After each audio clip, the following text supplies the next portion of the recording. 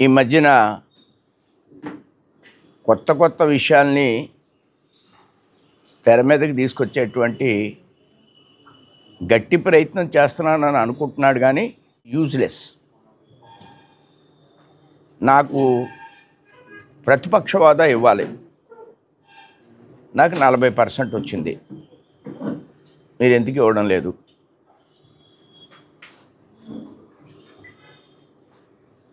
ఇది ఎంత మేరకు కరెక్ట్ అతను ఇప్పుడు అడుగుతున్నాడనే విషయాన్ని మనం కొద్దిగా ఆలోచన చేయాలి.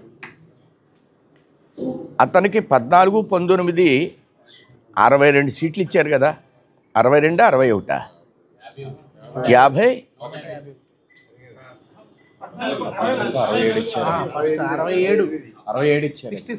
67 ఇచ్చారు. అందులో 20 మంది అంటే అప్పుడు ప్రతిపక్షమే కదా. అప్పుడు వెళ్ళాడా సభకే? అప్పుడే వెళ్ళలేదుగా. నేను బాయ్కాట్ చేస్తున్నాను అన్నాడుగా.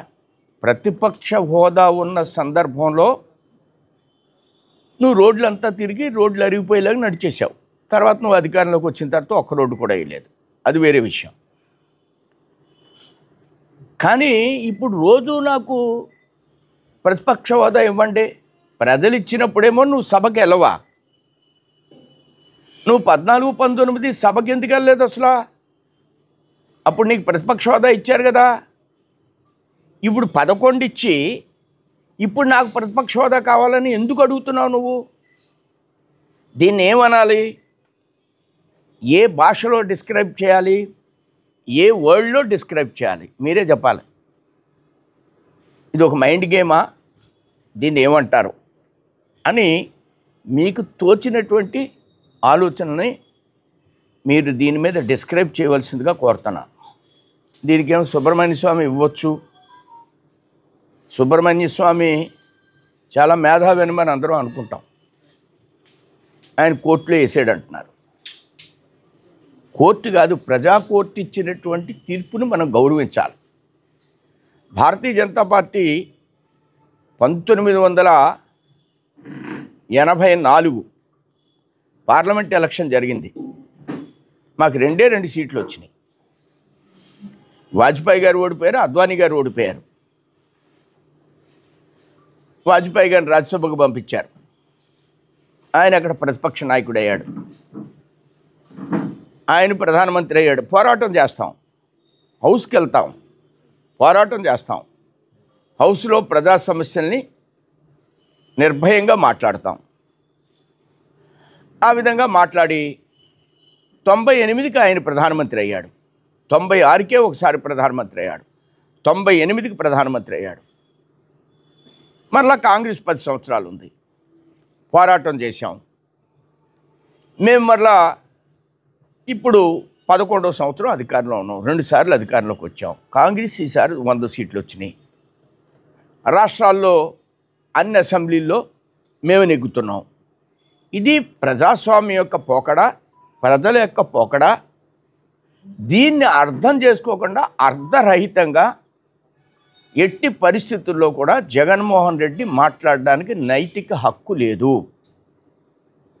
ప్రతిపక్ష హోదా అనేటువంటి హక్కు లేకుండా ప్రజల పక్షాన హౌస్కి వెళ్ళి మీరు పోరాడండి. ఇది భారతీయ జనతా పార్టీ యొక్క నిశ్చితమైనటువంటి అభిప్రాయం. తర్వాత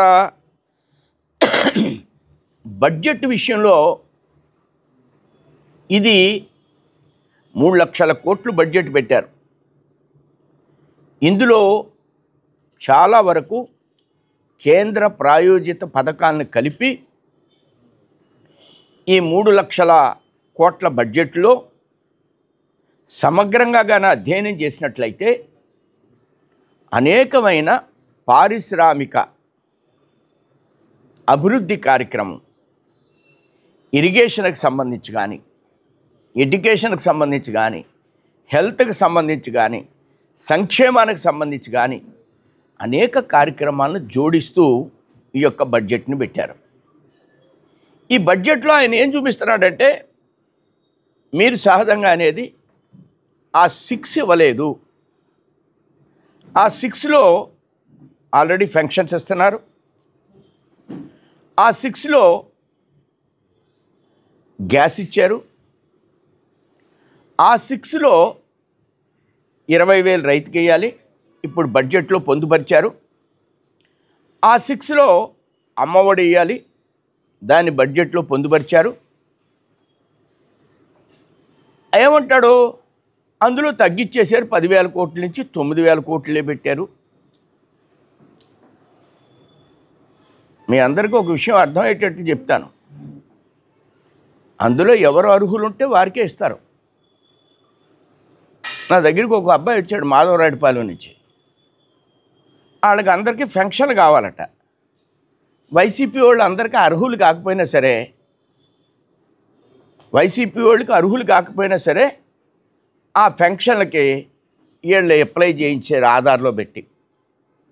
ఎవరో ఆ ఊర్లో చంటి వాళ్ళ మీద కంప్లైంట్ ఇచ్చాడు, వీళ్ళకి అసలు అర్హత లేదు, అర్హత లేని వాళ్ళకి అందరికీ వైసీపీ వాళ్ళని ఇందులో పెట్టేశారు అంటే.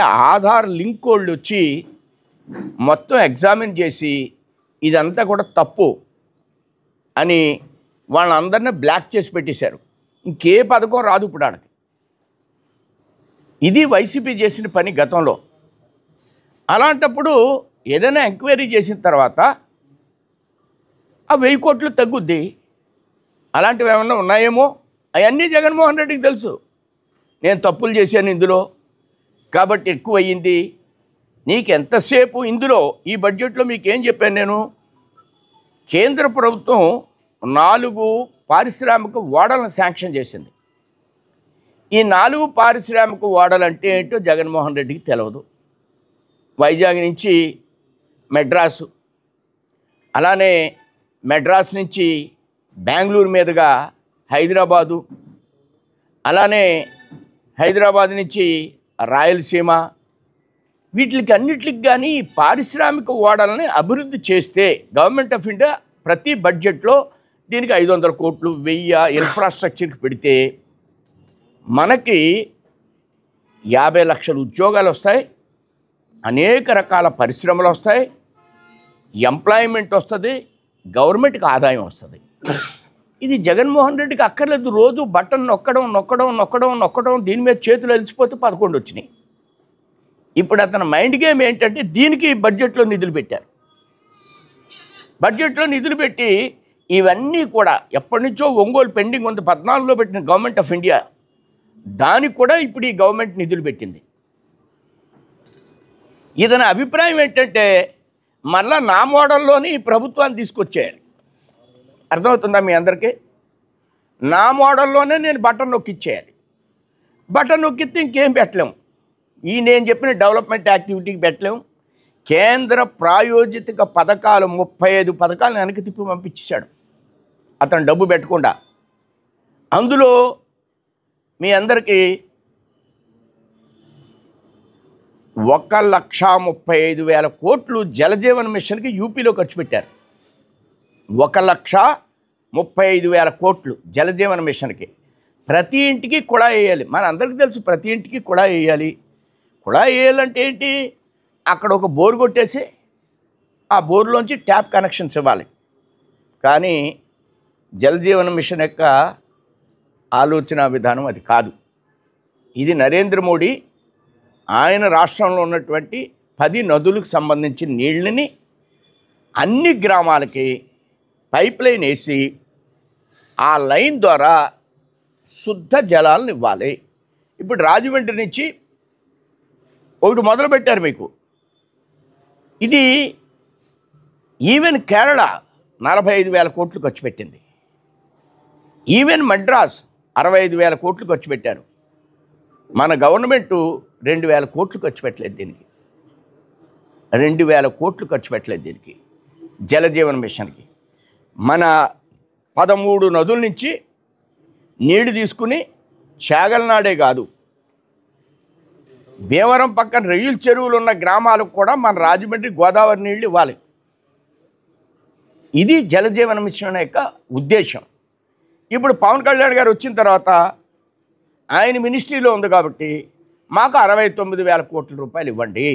ఆయన ఈ పథకాన్ని వినియోగించలేదు. ఎందుకు వినియోగించలేకపోయాడు అతను ఈ పథకాన్ని? దాంట్లో 40% పెట్టాలి, 50% పెట్టాలి. నా దగ్గర డబ్బు లేదు, నేను బటనే నొక్కుతాను. నువ్వు బటన్ నొక్కినా చాలామంది బటన్ నొక్కారు, చాలా రాష్ట్రాల్లో ఓడిపోయారు కదా. ఇప్పుడు చంద్రబాబు నాయుడు ప్రభుత్వాన్ని కూడా అలాగే నొక్కించి ప్రెషర్ చేసి, ఇది కూటమి ప్రభుత్వం ఈ డిప్లొమసీలో ఎట్టి పరిస్థితుల్లో పడదు, ఆయన చెప్పిన మాటలకు విలువ లేదు, విలువ ఉన్నట్లయితే అతను 30 సంవత్సరాలు నేను అధికారంలో ఉంటానని 150 కోట్లు పెట్టి విశాఖపట్నంలో బంగాళా ఒక రాజదర్బార్ కట్టేసి ఆయన సొంత ఇల్లు కట్టుకున్నట్లుగా ప్రభుత్వం డబ్బుతోటి నేను తప్పకుండా ఉంటాననేటువంటి ఉద్దేశంతో అది కట్టేశాడు. పోనీ క్యాపిటల్ పెడతానని అక్కడ ఏమైనా 100 కోట్లు ఖర్చు పెట్టాడంటే ₹1 కూడా పెట్టలే. ఇవన్నీ రాజకీయాల్లో మీ అందరు కూడా దయచేసి నేను ఒకటే మాట చెప్తున్నా, కక్ష సాధింపు రాజకీయాలకి ప్రజల్లో తావులేదు. ప్రజలు నిజమైన జడ్జిలు. మన యూట్యూబ్ వీడియోలు ఇవన్నీ అద్భుతంగా ఉంటాయి, కింద ఆ బొమ్మెట్టి ఈ బొమ్మెట్టిని, అవన్నీ ఆ ప్రభుత్వంలో చూస్తున్నారు, ఈ ప్రభుత్వంలో చూస్తున్నారు. ఫైనల్ జడ్జిమెంట్ 29లో ప్రజలు ఇచ్చేది. ప్రజలు మీకు మేము అధికారం ఇచ్చాం, మీకు మేము అధికారం ఇచ్చినప్పుడు మీరు డెవలప్మెంట్ చేయండి, మీ యోగక్షేమాలు పట్టించుకోండి, అంతేగాని మీరు ఇసుక అమ్మేసుకోండి, మట్టి అమ్మేసుకోండి, బూడిద అమ్మేసుకోండి, దీనికోసం మీరు ఉన్నారంటే మీకు తర్వాత మీకు మంచి బహుమతి ఇస్తాం. ఇది వాళ్ళ ఆలోచన. దాన్ని ఆధారం చేసుకుని ఈవేళ ప్రభుత్వం నడుస్తుంది, కూటమి ప్రభుత్వం. ఆ దృష్ట్యా జగన్మోహన్ రెడ్డి గారు అసెంబ్లీకి హాజరవ్వడం, హాజరై ప్రజాగళాన్ని మంచి మాటల్ని, వెళ్ళకపోయినా పర్వాలేదు, నీ మనసులో వెళ్ళకూడదని ఉందంతే. వెళ్తే రఘురామకృష్ణరాజుని చూడలేడు కాబట్టి వెళ్ళలేడు కాబట్టి ఏం చెప్తాడు? ప్రతిపక్ష హోదా ఇమ్మంటాడు. అది రాదు కాబట్టి దాన్నే ఆయన మాట్లాడుతూ ఉంటాడు. ఈ దృష్ట్యా ఈ విషయాలకి ఏ విధంగా కూడా మనం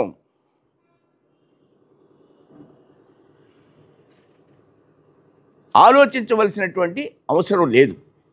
ఈరోజు క్యాపిటల్ అనేది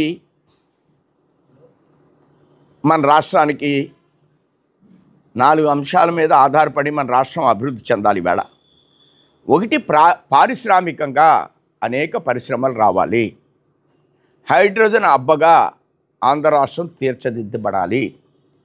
దానికి ఆల్రెడీ కేంద్రం ఒక హైడ్రోజన్ హబ్ని విశాఖపట్నంలో 1,20,000 కోట్లతో ఎన్టీపీసీ తోటి ప్రారంభించింది. నిన్న ముఖ్యమంత్రి గారు కూడా 1,000 కోట్లతోటి హైడ్రోజన్ హబ్బు. అంటే ఎన్ని విప్లవాత్మకమైన మార్పులు జరగబోతున్నాయంటే రాబోయేటువంటి రోజుల్లో సిఎన్జి తోటి కార్లు నడపాలి,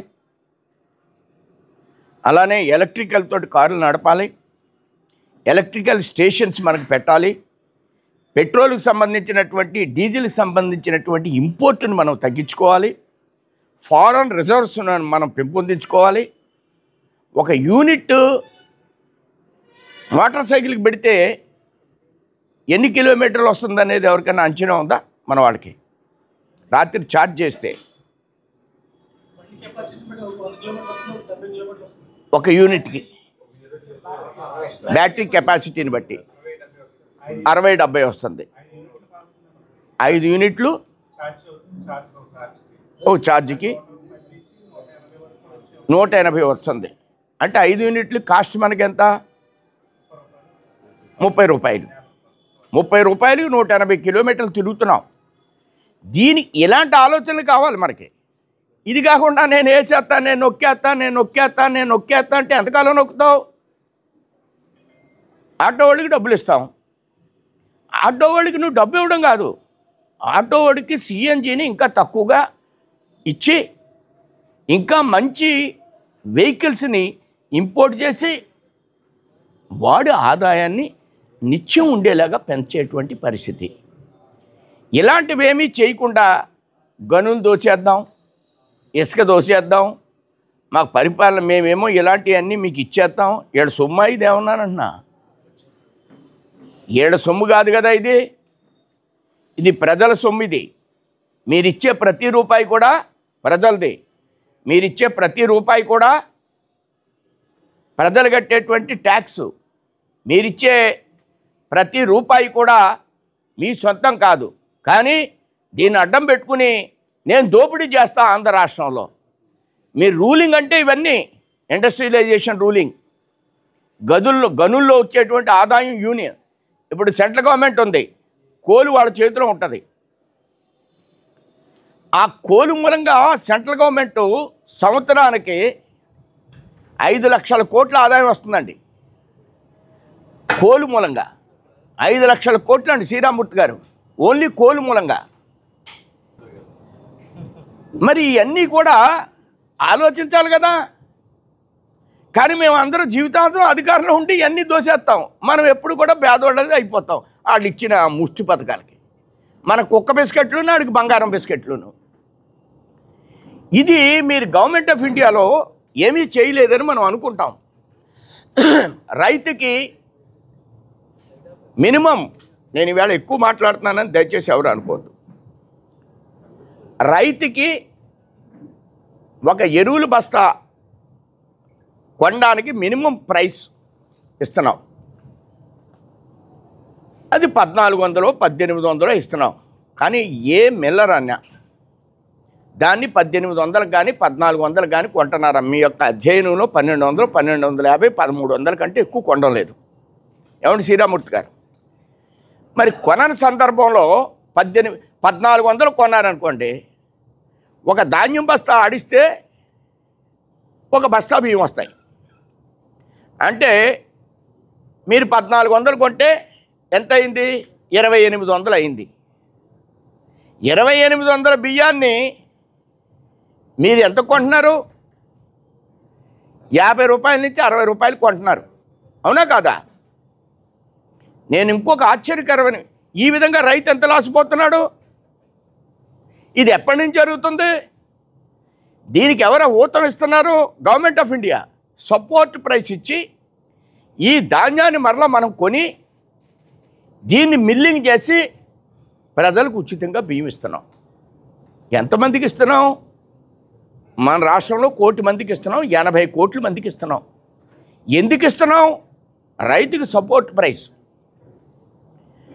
రైతుకి సపోర్ట్ ప్రైసే కాదు, ఒక మెన్యూర్ బస్తా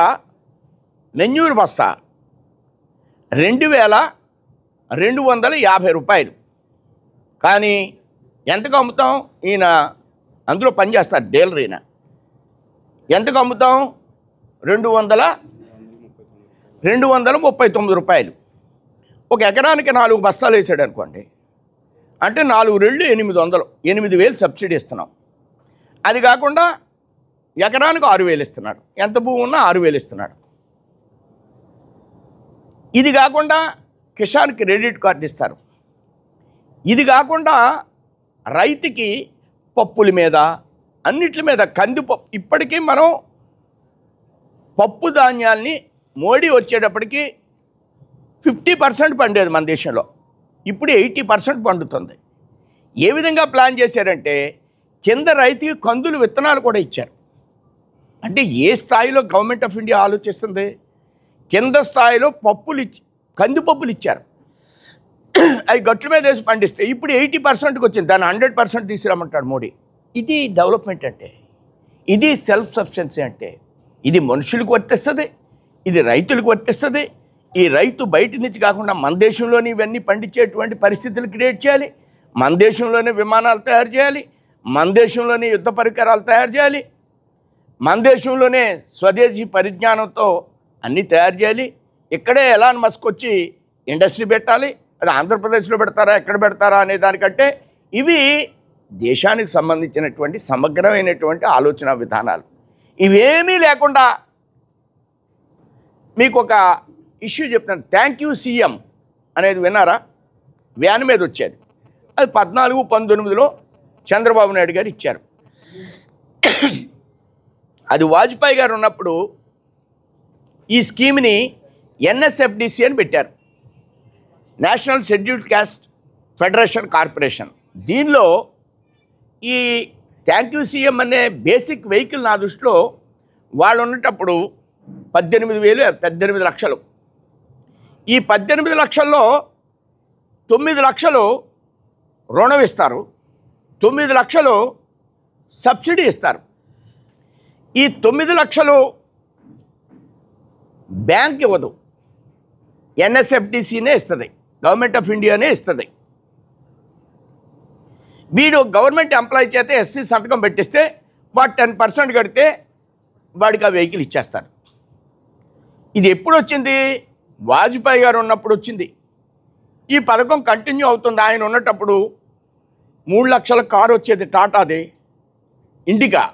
ఇండికాలు ఇచ్చేవారు. ట్రైబల్లో ఉంది స్కీము, కమాండర్ జీపులు ఇచ్చేవారు, టెంటలు ఇచ్చేవారు. ఇదంతా కూడా ఇదే స్కీము. ఈయన వచ్చిన తర్వాత దాన్ని ఎత్తేసాడు, ఒక కారు కూడా ఎవరికి ఇవ్వలేదు. నేను SCలకి తమ్ముడిని, నేను ముద్దులు ఎట్టుకుంటాను, నేను చంకనెక్కించుకుంటాను, ఫోటోలు తీయించుకుంటాను. నువ్వు ఎవరికి ఏది చేయాలి, వాడి జీవితాన్ని నిలబెట్టాలి. ఒక వెహికల్ ఇస్తే వాడి జీవితం నిలబడుతుంది. అలా కాదు, నేను రోజు ఆ తమ్ముళ్ళకి అది ఇచ్చేస్తాను, వీడికి ఇచ్చేస్తాను. ఇది మోసం. మరి మేము చేస్తున్నాం కదా, మేము కూడా ఉచితంగా 80 కోట్ల మందికి బియ్యం ఇస్తున్నాం కదా. ఎందుకు ఇస్తున్నాం 80 కోట్ల మందికి బియ్యం? రైతు పండించాలి, వాడికి సపోర్ట్ ప్రైస్ ఇవ్వాలి, వాడికి మెన్యూర్ ఇవ్వాలి. ఇప్పటికీ 60% ఆఫ్ ది పాపులేషన్ గ్రామాల్లో ఉంది. గ్రామాల్లో రైతును ఆదుకోకపోతే మళ్ళీ ఆ ధాన్యాన్ని తీసుకెళ్ళి మీరు గొడవల్లో పెడితే గొడవలకు విపరీతమైన కాస్ట్, అందుకు కొనేసి ఉచితంగా ప్రజలకు ఇచ్చేయాలి. ఇది సంక్షేమం, ఇది తప్పదు మీకు. ఇది ఉచితమా? ఇది మోడీ స్వార్థమా? కాదు, అనేక సంవత్సరాలుగా ఇది పెట్టేది గవర్నమెంట్ ఆఫ్ ఇండియాలో.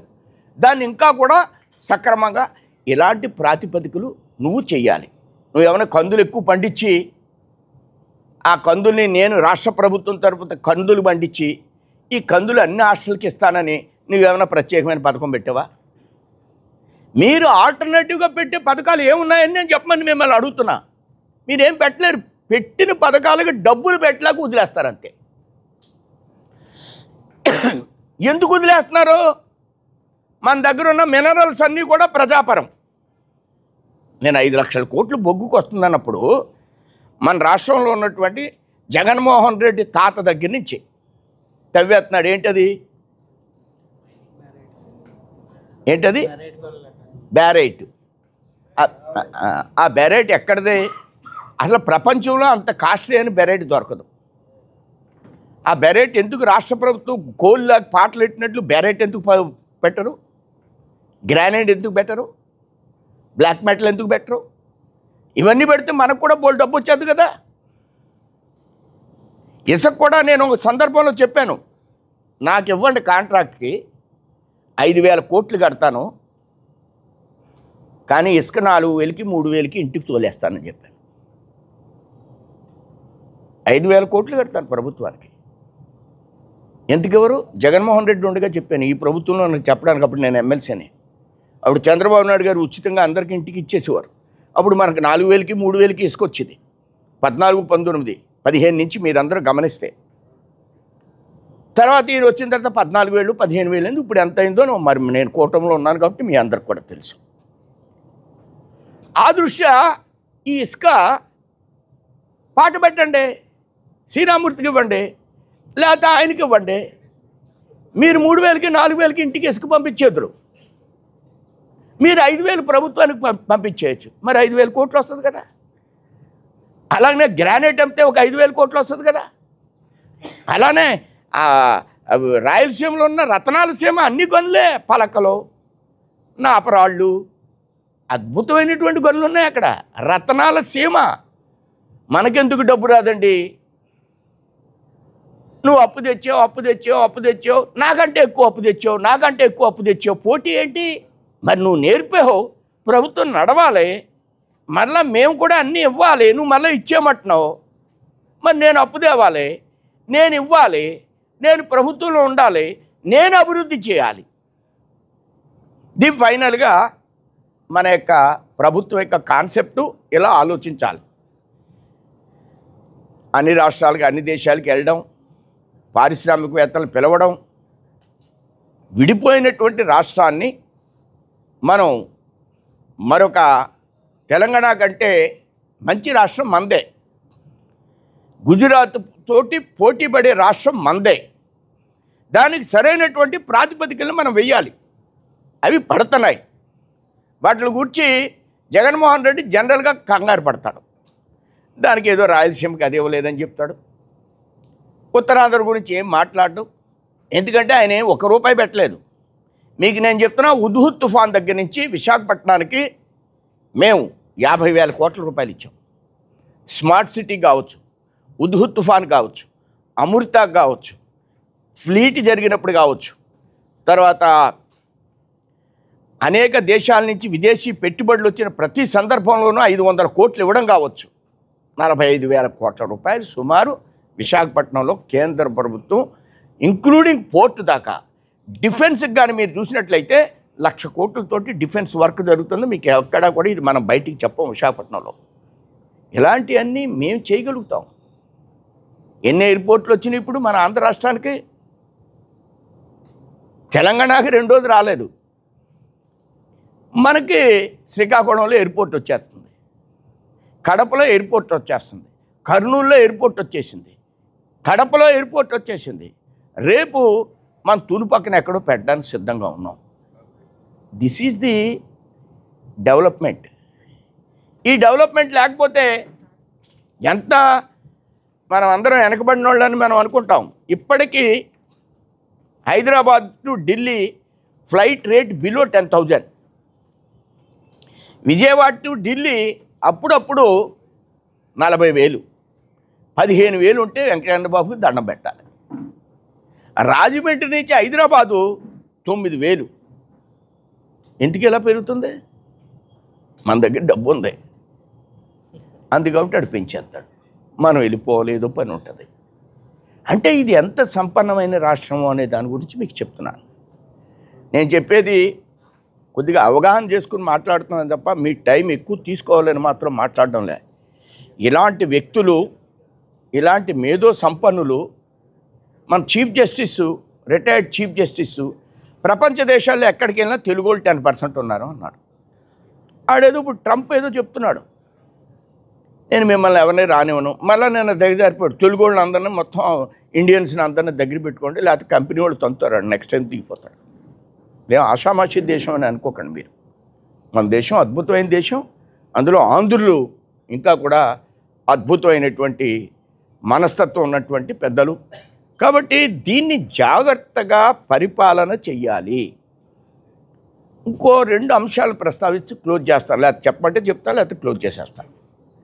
ఇంకో 2 అంశాలు ఏంటంటే, ఎప్పుడూ కూడా గవర్నమెంటు సింగిల్ హ్యాండెడ్ కాకూడదు. జగన్మోహన్ రెడ్డితో 2 కూడా అసలు మాట్లాడే పరిస్థితి లేదు. ఆయన అందులోంచి వచ్చేవాడు కాదు బయటికి. లేనప్పుడు తెగ నడిచేశాడు. ఆయన నడిచినట్లుగా ప్రపంచ దేశంలో ఏ రాజకీయ నాయకుడు నడవలేదు. ఇంకా బాగా నడిచాను కదా అని లోపల పడుకునేవాడు. ఆయన లోపలే ఉండేవాడు. ఇప్పుడు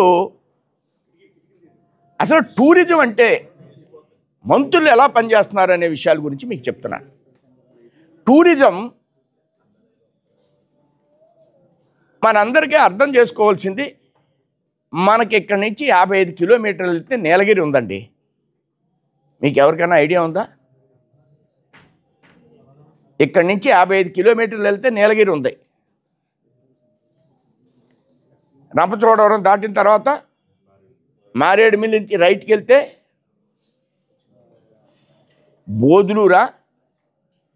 బోదులూరు పైన గుడిసె అని వచ్చింది. ఇప్పుడు వినారా? అది నీలగిరి. అదే మరి మీరు ఎప్పుడైనా కెమెరా అట్టుకెళ్తే నీలగిరి కింద ఫీల్ అవుతారు. ఇది మీరు తప్ప ఎవరు చెప్తారు? మన జిల్లాలో ప్రతి జిల్లాలో టూరిజం స్పాట్స్ నేను 10 చెప్తానండి. మీకు ఎవరికన్నా తెలుసుకోవాలని ఉంటే అదే ఏరియాలో 10 వాటర్ ఫాల్స్ ఉన్నాయి, 10 వాటర్ ఫాల్స్. రీసెంట్గా ఒరిస్సా నుంచి 1,00,000 మంది వచ్చారు. దానికి ఒక బ్రిడ్జ్ కట్టారు.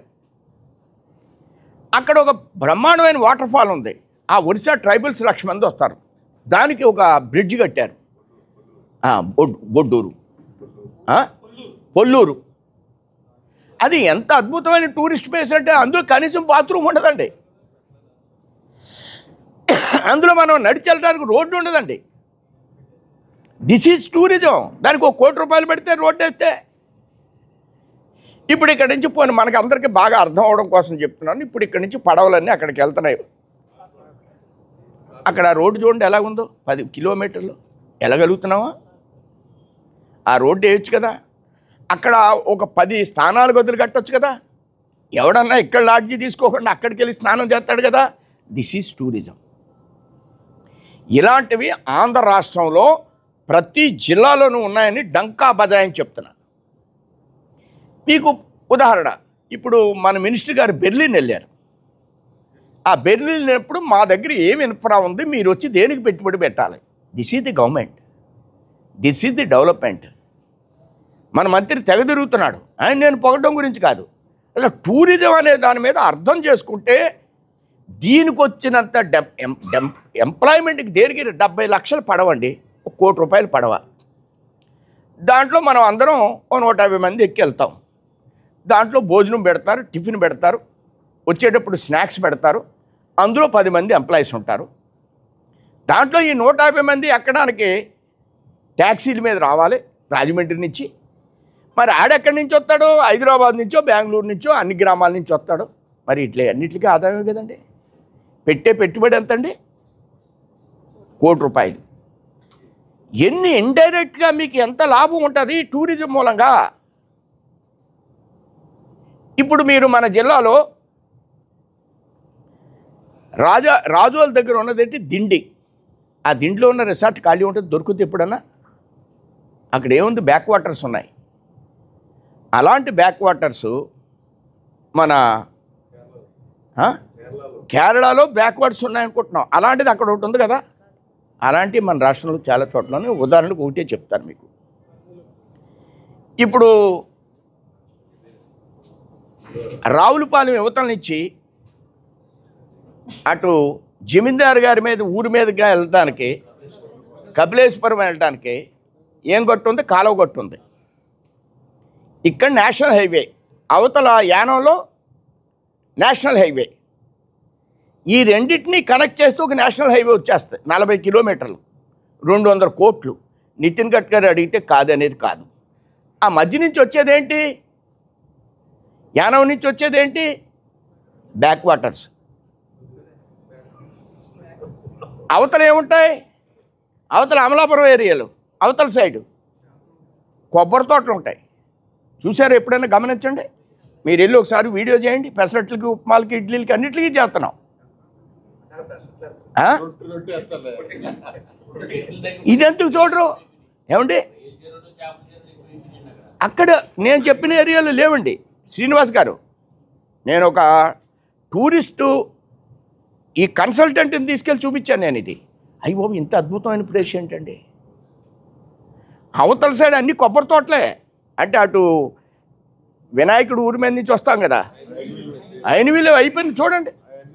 అవన్నీ కొబ్బరి తోటలే కదా. అందులో మీరు రిసార్ట్లు కట్టేయండి, ఇక్కడ బోట్లు పెట్టేయండి. ఇది 40 km రోడ్డు చేయండి. పక్కన ఎయిర్పోర్ట్ ఉందండి. అక్కడి దాకా ఎవడెళ్తాడండి? ఇప్పుడు కడియం, తోట తిరుమూర్తులు చెప్పాను, వేణుగారికి చెప్పాను, అంతకున్న పెద్ద ఆయనకి చెప్పాను. ప్రపోజల్ పెట్టాడు, 40 కోట్లు ఇమ్మన్నాడు, ₹4 ఇవ్వలేదు. నేను మీరు ఇవ్వడం ఎందుకయ్యా? నేషనల్ హైవే వాడితో మాట్లాడినంటాను నేను, నితిన్ గడ్కరీ గారితో మాట్లాడినంట. నాకున్న ఇంట్రెస్ట్తో మొన్నటి వరకు సత్యనారాయణ ఆయన కమిషనర్ చేశాడు, అంతక్రితం టూరిజం కూడా చేశాడు. ఆయన దగ్గర ఒక ఇంజనీర్ ఉన్నాడు, టూరిజంలో కూడా ఇంజనీర్ ఉంటాడు. ఆయన పేరు ఏదో చెప్పాడు. ఏమండి ఇది ఆల్రెడీ ఎప్పుడో ఎస్టిమేట్ చేశాడని నేషనల్ హైవేస్కి అన్నాడు. నీకు విజన్ ఉండాలి. అది నేషనల్ హైవే తోటి, నేషనల్ హైవేలో పాలసీ ఏంటంటే 2 హైవేస్ కనెక్ట్ చేసేటువంటి రోడ్డు ఉంటే దాన్ని ఇమీడియట్గా శాంక్షన్ చేస్తారు. నేను రోజు పేపర్ చూస్తాను. ఇవాళ జ్యోతిలో వచ్చింది చూడండి, 6 ways వేస్తున్నారట రింగ్ రోడ్లు. దీనికి already double road national highway ఉంది. ఎక్కడి నుంచి? వినుకొండ నుంచి గుంటూరు. ఇప్పుడు దాన్ని 4 రోడ్లు చేసేస్తున్నారు. అలాగే నిజాంపట్నం నుంచి గుంటూరు దాన్ని 4 రోడ్లు చేసేస్తున్నారు.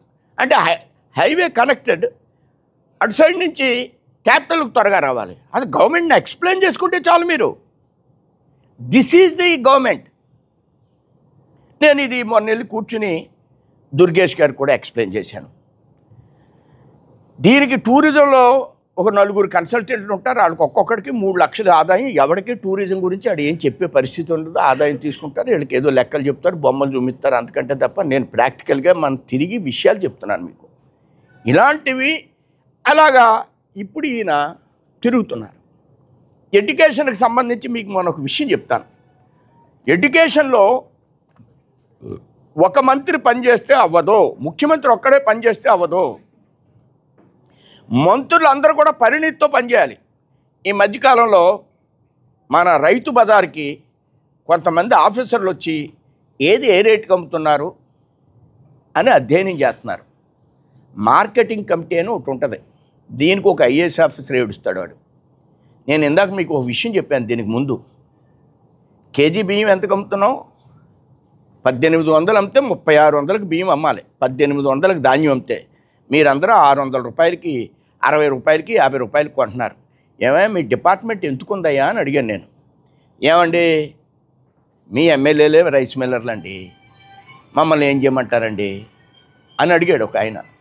ఆ రైస్ మిల్లర్ పేరు నేను ఇప్పుడు చెప్పను, ఇప్పుడు ఎమ్మెల్యేనే ఆయన. నువ్వెందుకయ్యా ఐఏఎస్ ఆఫీసర్, నువ్వు దేనుకున్నావు? నేను ఎమ్మెల్సీ ఉండగా అడి దగ్గరికి వెళ్ళాను. ఇప్పుడు ఆ మార్కెటింగ్ కమిటీ వాళ్ళు మన మార్కెట్ ఇది ఉన్నాయి కదా రైతు బజార్లు వచ్చి వాడి రేట్ల గురించి ఎంక్వైరీ చేస్తున్నారు. This is the government. Government is like that. ఇది ఎవరు చేస్తున్నారు? సివిల్ సప్లై మినిస్టర్ చేస్తున్నాడు. నాకున్న అవగాహన ప్రతి మంత్రితోటి మాట్లాడతాను. నేను రాజకీయ నాయకుడినే అనుకోకండి మీరు.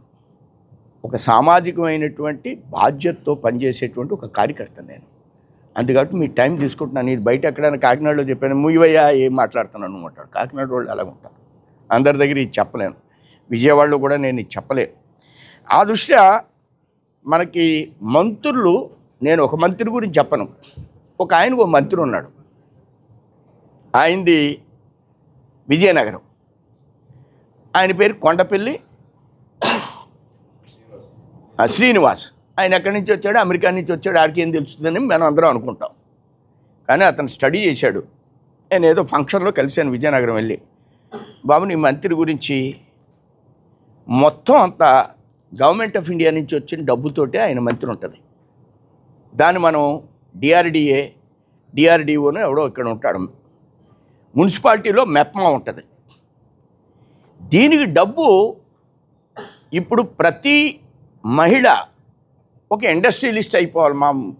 ఈ అమ్మాయితో మాట్లాడదాం అనుకోండి, ఎంఎస్ఎంఈలో మహిళ, దానికి ఏదో స్ఫూర్తి మహిళ అని ఒక పేరు పెట్టాడు.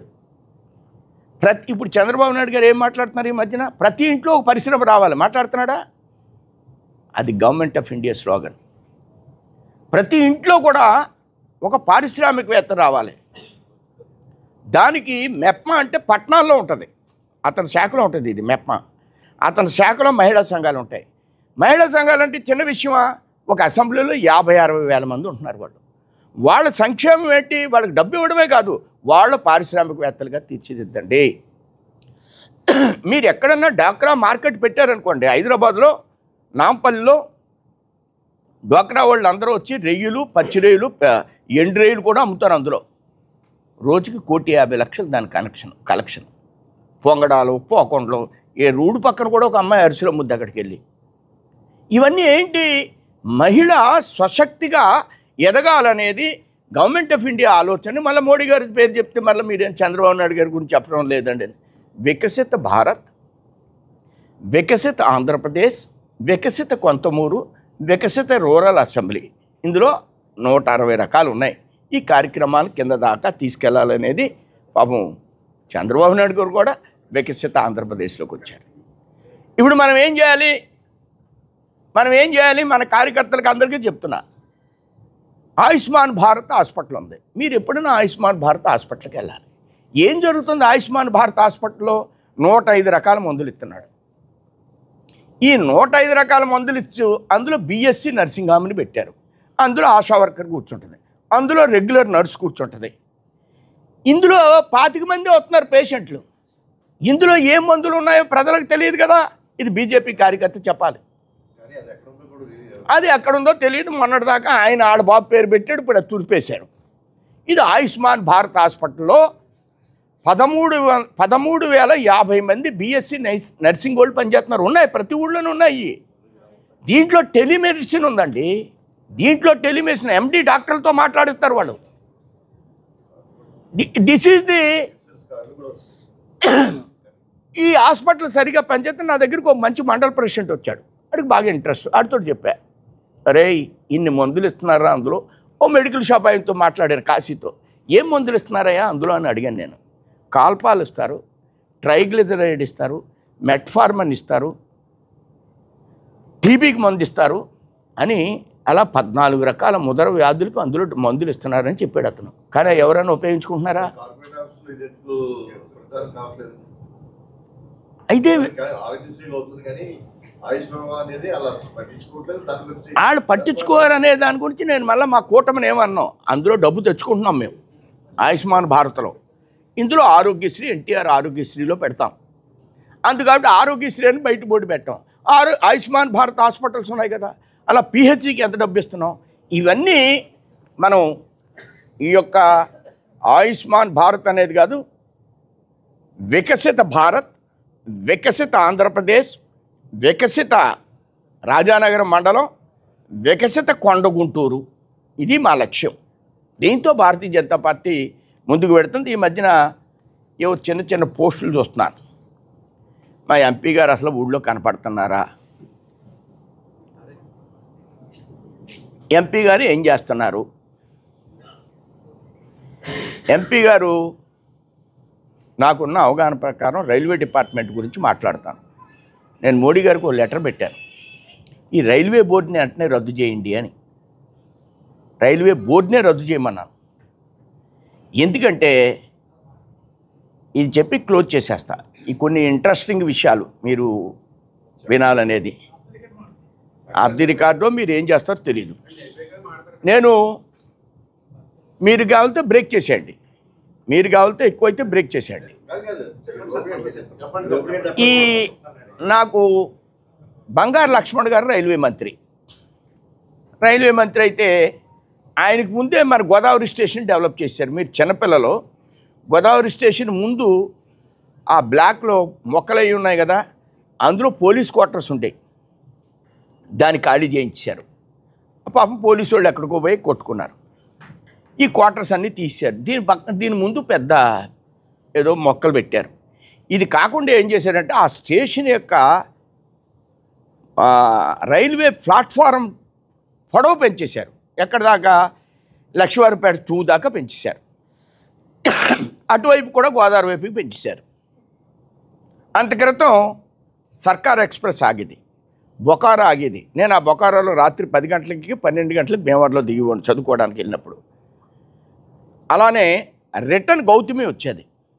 ఈ స్టేషన్ కట్టిన తర్వాత ఇవన్నీ ఆపేశారండి. ఎంత డబ్బు పెట్టి స్టేషన్ కట్టుకోవడం ఏంటి, ఇవన్నీ ఆపేయడం ఏంటి, ఎందుకు ఆపేస్తున్నారు ఇవన్నీ బంగారు లక్ష్మణ్ గారిని అప్పుడు చెప్తే పెద్ద ఆయన అక్కడికి వచ్చాడు. ఏంటి మా వాళ్ళు ఎలా అడుగుతున్నారంటే ఆఫీసర్లు అందరూ వచ్చి వాళ్ళకంటూ ఒక ప్రత్యేకమైన భాష ఉంటుంది, రైల్వేకు ఒక ప్రత్యేకమైన టెర్మినాలజీ ఉంటుంది. అది ఎవరికి అర్థం కాదు. వాడు ఏదో భాషలో చెప్తాడు, కుదరదంటే రాదు అంటాడు, అంతే. ఇంకేమర్థం అవుతుంది సార్? ఇది పరిస్థితి. ఇక్కడ కొవ్వూరు, అక్కడ రైళ్ళు ఆపమంటాం, వాళ్ళు పాతవి తీసేస్తారు అందులోంచి. చాగల్కి ప్రతి సంవత్సరం ₹1 కోటి పెడతారండి. చాగల్లో ఆగిపోడెవడో, దాని పక్కన ఉన్న దాంట్లోకి 50 లక్షలు పెడతారు ప్రతి సంవత్సరం కూడా మెయింటెనెన్స్. అక్కడ ఎవడో ఆగడం, ఆగి చోట రైళ్ళు ఆపరు, ఆగి చోట రైళ్ళు ఆపరాళ్ళు. మీ అందరికీ చెప్తున్నాను, భరత్ గారు చాలా గర్వంగా ఏం చెప్పేవాడు అంటే, నేను రైల్వే స్టేషన్ ఈ పొడుగు నుంచి ఆ పొడుగు దాకా బొమ్మలన్నీ మనకు చూపించేవాడు. ఎటువైపుని? అటువైపుని, వెస్ట్ వైపుని. ఈస్ట్ వైపు కాదు, అటువైపుకి చెప్పించేవాడు. వెస్టే చేస్తానని వాడేంటి? ఆ రైల్వే ఆఫీసర్లు ఏం చెప్తే వినవలసిందే. ఈ భరత్ తప్పు కాదు, భరత్ కాదు, ఎవడో ఏం చేయలేరు వాళ్ళు. రైల్వే అనే దానికి ఒక సపరేట్ కోడ్ ఉంటుందన్నమాట. వాళ్ళ భాష మనకి ఎవరికి అర్థం కాదు. ఏ ఎంపీ మాట వినరు వాళ్ళు, ఏ ఎంపీ మాట కూడా వినరు వాళ్ళు. మా సత్యనారాయణరావు గారు మంత్రిగా ఉన్నప్పుడు నిడదోల్లో రత్నాచల ఆపమనివాడు. ఆయన మంత్రి. నిడదోలు వెళ్ళినప్పుడల్లా తినేస్తున్నాడు. దత్తాత్రేయ ఏమయ్యా నన్ను ఇక్కడ తినేస్తున్నారే, నువ్వు ఆపకపోతే నేను ఆ పట్టాల్లో కూర్చుంటానని వాడు పెద్ద ఆయన. అది ఏడుపు. క్యాబినెట్ మినిస్ట్రీ ఫైల్ అన్నీ పట్టుకుని రైల్వే బోర్డుకి వెళ్తాడు. సార్ మా వాళ్ళు అడుగుతున్నారు సార్, ఇది ఎక్కడైనా ఆపడానికి అవకాశం ఉంటే చూడండి. అలాంటి మోడల్లోంచి నేను ప్రెసిడెంట్గా ఉండగా 4 హాల్ట్లకి నేను లెటర్ ఇచ్చాను. ఇవన్నీ నాకు తెలుసు కూడా. అవతలడు వచ్చి పీకుతున్నాడు. అసలు మనం పట్టించుకోరా, మంత్రులే ఎలా ఉంటే ఇప్పుడు ఎలా జరుగుద్ది, నన్ను లెటర్ ఇమ్మంటారంటే మీరు ఇవ్వండి సార్, మేము ఏదో తిప్పలు పడతా ఉంటే 4 చోట్ల ట్రైన్ లాగినాయి. ఇప్పుడు మేడం గారు వచ్చిన తర్వాత ఈ రైల్ని ఈస్ట్ వైపుకి మన పార్టీలో ఒక ఆయన ఉన్నాడు, ఉన్నికృష్ణ అని, అతను రైల్వేలో బాగా అనువజ్ఞుడు. మరి గత పుష్కరాల కంటే ముందు పుష్కరాలకి అటువైపున మనం రోడ్డే ఇచ్చాం బుచ్చి చౌదరి గారు. ఇప్పుడు ఊరంతా ఇటువైపున ఉంది. ఊరు అటువైపున ఇన్నిసిపేట నుంచి కొంత ఉంటుంది, ఇటువైపున కూడా బాగా డెవలప్ అయింది కదా. ఆవిడికి ఎక్స్ప్లెయిన్ చేశాడు వెళ్ళి ఎంపీ గారికి. ఎంపీ గారు మినిస్టర్తో మాట్లాడారు. మినిస్టరు వెంటనే టీంని నువ్వు వస్తావా ఉన్నికృష్ణ అని అడిగింది ఆవిడ. నేను వస్తా అన్నాడు. ఇతను ఎక్స్ప్లెయిన్ చేశాడు. ఆ స్టేషన్ ఇప్పుడు ఇటువైపుకి మారిపోతుంది. It's not an ordinary thing. రోజు మనలో ఉండడం ఇలాంటివి, పుష్కరాలకి కొన్ని పనులు చేయడం, రైల్వే హార్ట్స్ గురించి వర్కౌట్ చేయడం, ఇలా చాలా వరకు గామన్ బ్రిడ్జి అక్కడ దివాన్ చెరువు దగ్గర ఫ్లైఓవర్ కట్టించడం, ఇవన్నీ కూడా నిత్యం గవర్నమెంట్లో జరుగుతున్నటువంటి అభివృద్ధి కార్యక్రమాలని నిరంతరం కూడా వారి యొక్క ఆవిడ సీనియర్ ఎంపీ, ఎక్స్ మినిస్టరు, ఆవిడ అడిగితే ఏ మంత్రి కూడా ఇంటర్వ్యూ అనేటువంటి పరిస్థితి ఉండదు. ఆ విధంగా నిరంతరం మన రాజమండ్రి సెగ్మెంట్ మీద దృష్టి పెట్టడం, అనేకమైన కార్యక్రమాల్లో అభివృద్ధి చెయ్యాలి, ఏదోటి రాజమండ్రికి చెయ్యాలి, ఈ పుష్కరాలను కూడా బాగా జరిపించాలి అనే మనస్తత్వంతో వారు పనిచేస్తున్నారని మీకు తెలియజేస్తూ ముగిస్తున్నాను. అంటే చాలా మంచి పాయింట్ ఇది. ఇది ఎవరు రికార్డు చేసుకోకండి. ఈ భారత రైస్ అనేది ఎందుకు పెట్టారంటే, నేను చెప్పాను కదా 24 రూపాయలకే రైస్ వస్తున్నాయి. మన దగ్గర నుంచి సివిల్ సప్లై వాళ్ళు 43 రూపాయలు తీసుకుంటున్నారు బియ్యానికి. అన్నీ ఒకరోజు చెప్తే మీకు కూడా ఇబ్బంది అవుద్ది. సివిల్ సప్లై వాళ్ళు గవర్నమెంట్ ఆఫ్ ఇండియా దగ్గర నుంచి ఎంత తీసుకుంటున్నారు? అందుకు ఆయన 28 రూపాయలకి బియ్యం ఇస్తానని పెట్టాడు. అది కొద్దిగా లోటుపాట్లు వచ్చినాయి. దాన్ని సరిచేయడం అంటే సరిచేయడం అంటే ఇదే విధానం. అసలు 43 రూపాయలకి బియ్యం తీసుకోవడం ఏంటంటే నాకు అర్థం కాదు. పోనీ తీసుకున్న బియ్యం ఎలాంటి బియ్యం ఇస్తున్నారండి? అవి మళ్ళీ ఆడే కొనేసుకోవాలి. చూసారా, ఆ దొడ్డు బియ్యం ఇస్తే ఆడే కొనేసుకోవాలి, ఆడే ఎక్స్పోర్ట్ చేసుకోవాలి. దీని మీద పెద్ద వ్యూహం పన్నాలి. నేను ఏదైనా ఇంకో కేసుతోటి దీన్ని ఎంక్వైరీ చేయండి అని అనుకో, మళ్ళీ మన తలకు చుట్టుకుంటుంది. ఇది పెద్ద స్కాము. ఒక సివిల్ సప్లై డిఎం ఒక జిల్లాలో ఒక సంవత్సరానికి వాడి ఆదాయం 25 కోట్లు. వాడు ఇక్కడి నుంచి మారడం, డిప్యుటేషన్ మీద ఇక్కడే ఉంటాడు. ఒక సివిల్ సప్లై డిఎం వాళ్ళ అమ్మాయి పెళ్ళి అయితే 19 మంది ఎమ్మెల్యేలు, 6 ఎమ్మెల్సీలు ఇంక్లూడింగ్ సోమవీర్రాజుతో సహా వెళ్ళారు. ఏంటి ఈడి మహిమ అని. ఆడో మినిస్టర్కి 10 కోట్లు ఎట్టి ఇల్లు కట్టాడు. ఏళ్ల మూలంగా 43 రూపాయలకి బియ్యం గవర్నమెంట్ దగ్గర తీసుకోవడం కానీ, రైతుకి గిట్టుబాటు ధర ఇవ్వకపోవడం కానీ, బయట 60 రూపాయలకి బియ్యం అమ్మేయడం కానీ, ఇవన్నీ ఏళ్ల మూలంగానే జరుగుతాయి. ఇది మనోహర్ గారికి నేను ఎక్స్ప్లెయిన్ చేస్తున్నాను. కొద్ది కాలంలో ఇవన్నీ కూడా స్థిరపడతాయి. ఎందుకు అంటే ఆడు డిజైన్ తప్పు కట్టేశాడు. ఆ ఎక్స్టెండ్ చేసినప్పుడు మీరు అర్థం చేసుకుంటే చాలామంది ఆఫీసర్లు ఉద్యోగం పోవాలి. ఆడదొక అది దాన్ని ఏదో ఇంగ్లీష్లో ఏదో అంటామంటది. అది వాడు వేసినటువంటి వంతెన మీరు చూసారా? దాని పక్కన ఒక బ్రిడ్జ్ ఉంది, చూసారా? గోదావరి మీద 4th బ్రిడ్జ్ ఉంది కదా, తీగలది ఆర్చ్ బ్రిడ్జ్ ఉంది కదా, ఆర్చ్ బ్రిడ్జ్ మీద రెండో దానికి కూడా ప్రావిజన్ ఉంది చూసారా? మరి అది ఎందుకు కట్టడం లేదు? ఇది సరిగా లేదు, దీనికి 5వ తనం లేదు గోదావరి దానికి, దీన్ని తప్పు కట్టారు. అది పూర్తిగా మార్పించాలి, అది పూర్తిగా అర్థం అవ్వాలి. అది అర్థం అవ్వాలంటే మనం మళ్ళీ చెప్పుకోవాలి, రైల్వే మినిస్టర్ దగ్గరికి వెళ్ళి దానికి ఏదైనా పెట్టుబడి పెట్టి ఆ డిజైన్ మార్పిస్తే అక్కడి నుంచి కూడా ట్రైన్స్ వెళ్తాయి. లేకపోతే మనం 50 సంవత్సరాల బ్రిడ్జ్ వాడవలసిన అవసరం ఏముందండి? కొత్త ఆర్చ్ బ్రిడ్జ్ కట్టి దీనికి 2వ లైన్ ఎందుకేరు? ఇదంతా వాళ్ళలో ఉన్న పొరపాటు. దీన్ని నిలేసి వాళ్ళు లేడు. దీని అర్థమైతే అరుణ్ కుమార్ గారు గట్టిగా అడిగేవారు. అర్థమైందా? దీన్ని అర్థం చేసుకోవడం చాలా కష్టం, ఏం జరుగుతుంది అనేది చాలా కష్టం. నేను ఇప్పుడు తీసేసిన తహసీల్దార్ని, ఏదైనా అవకాశం ఉంటే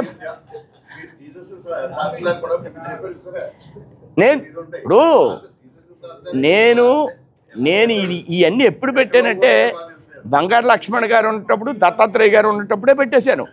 ఇప్పుడు మీకు చెప్పిన ఇది ఇవేళది కాదు కదా, చాలా ఓల్డ్ ఇష్యూ, మళ్ళీ పెడతాను. అసలు ఇది ఎంత గొప్ప విషయం అండి.